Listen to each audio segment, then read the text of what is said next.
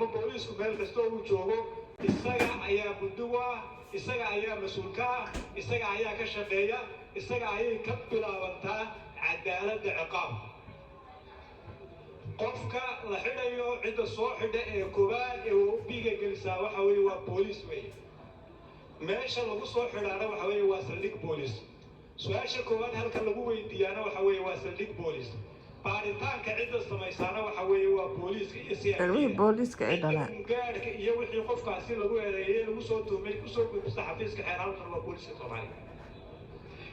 intaa kadib booliisku waxa uu awood u leeyahay inuu maxkamadaha hortooda ku matalo xafiiska xalaalinta oo uga isagu dacwadii yani qiimaha intaa leeg ayuu booliisku u leeyahay xaqiijinta cadaaladda haddii markaasi booliiskaasi marka laga soo bilaabo saldhigga ilaa iyo si ay diidaan aanu lahayn aqoontii iyo xirfadii iyo kartidii iyo hufnaantii looga baahnaa inuu shaqadaasi qabto haddii aanu carbisnayn baaritaanka dembiyada haddii aanu carabsanayn oogista dacwadda haddii oona aqoon u lahayn qaanuunka uu dalku leeyahay haddii uu qorigu qaanuunka kala muhiimsan yahay waxa hubaala cadaalad inaan la xaqiijin karin haddii aanay booliiska ka iman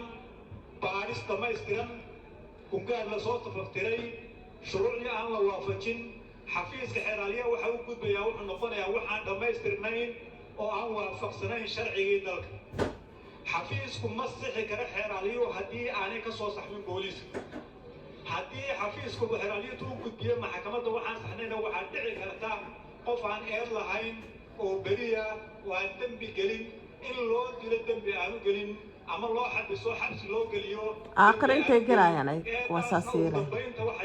adduunka la lagu noolaanayo malaynaan adduun yaab waaye marka booliisku runtii waa inuu ogaaday inuu yahay gacanta koobaad ee ilaalinta sharciga sarreyntiisa kala dambeynta iyo gaaritaanka iyo xaqiijinta cadaaladda ummadda Soomaaliyeed sida uu boolisku u shaqeeyo sida uu shaqadiisa u guto iyo waxa iyaduna isku xidhan kalsoonida ay bulshada Soomaaliyeed dowladnimadeeda ku qabi karto haddii markaas boolisku hawlaha uu qabanayo aanu gudasta sharciga waafaqsan hadduu qofka uu doono iska xidhi karo isagoo waaran haysan hadduu guriga uu doono iska geli karo isagoo waaran baaritaan haysan hadduu qofku hor istaaga xabad iskaga dhufan karo suurtagal maaha in ummadda Soomaaliyeed ay bulshada ay dowladnimada kalsooni ku qabto marka boolisku waa inuu ogaado inuu yahay ka abuuro booliska kalsoonida u dhaxaynaysa bulshada iyo dowladnimada halhays waxa booliska u ahaan jirtay inuu yahay boolisku waa saaxiibka dadweynaha laakiin boolisku wuxuu saaxiibka dadweynaha markuu noqonayaa marka uu noqdo mid sharciga yaqaana ilaaliya ku dhaqma aaminsan sarreynta qaanuunka oo aan aaminsanayn sarreynta qoriga markaas bay imanaysaa booliska Soomaaliyeed inuu noqdo boolis ah saaxiibkii dadweynaha taasna runtii waxaan rajaynaynaa in dariiqaas la hayo isla markaana dariiqaa la sii xoojiyo lagala shaqeeyo waxaan rabaa inaan u noqdo dacwadaha madaniga iyo cadaaladda madaniga ah oo mucaamalaadka dadka dhex mara oo hadda dhibaatada ugu weyn ee dadka Soomaaliyeed ay isku haystaan ee maxkamadu ku hawleeyeen ay tahay arrimaha la xiriira dhulka iyo hantida maguurtada marka ay maxkamadu ka soo garnaqaan ay xukuumadu ka soo baxaan cidda fulisa ee gacanta fulineed looga baahan yahay waxa weeye waa booliska weyn sidaad hadda ka wada war haysaan dhammaanteen dhibaatooyinka ugu waaweyn ee cadaaladda la xiriira sida meelo badan laga qiray waxaa ka mid ah fulinta haddii markaa cadaalad la gaaro oo ay maxkamadu si cadaalad uga garnaqaan oo xukuumadii soo baxaan oo xukuumadii la fulin waayo waa ta keenta markaa marar badan in lagu soo celeeliyo dadku waxay u dacwoodaan meelo kale marka haddii dowladnimo ay fulin weydo iyadana meesha cadaalad ma jirto qofkii waxa laga lumiyay kaliya dhaqaale waxa laga lumiyay waqti waxa laga lumiyay yani wax kasta oo maaragtay qabsan lahaa marka iyadana waxaan rajaynaynaa booliska iyo garsoorka runtii si fiican bay uga wada shaqaynayaan laakiin in awoodda la sii saaro fulinta iyadana يعني كارثة مهم كلام البوليس وكل يدعوها عدالة مدنية ما كان دين عن كسوة كأكتر عدالة هذا النقطة عقاب هي هذا النقطة مدني لبدا البوليس كدقي أساس أيوية مركا وفرها عدالة البوليس كصوماليين سووا كادو أي عدالة دلكنا وكانيسا وحرجينا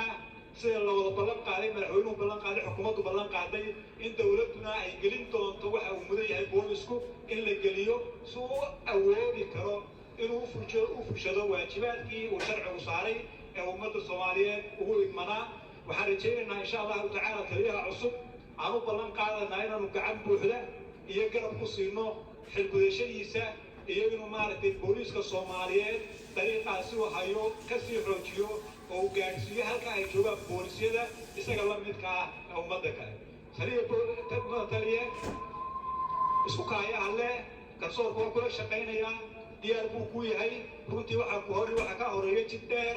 oo qodxa badan maadaama dalku duruufkaana ku jiro oo dagaal lagu jiro insha Allahu tacaala waxaan rajaynaynaa والله سفي عنه واحد لا كرسورك